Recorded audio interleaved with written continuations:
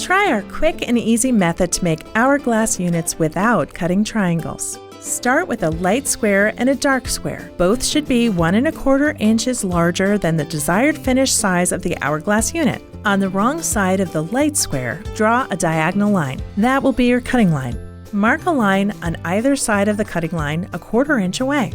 These will be your sewing lines.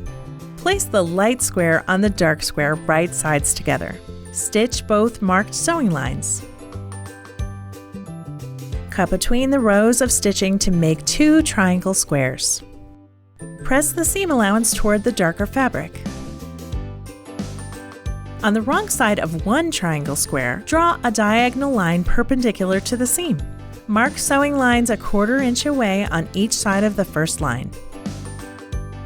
Place the triangle square with the drawn line on the matching triangle square, right sides and opposite fabrics facing. Stitch both marked sewing lines.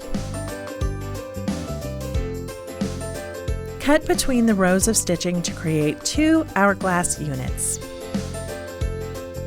Press the seam allowance to one side. Now you can create hourglass units quickly with no need to sew triangles.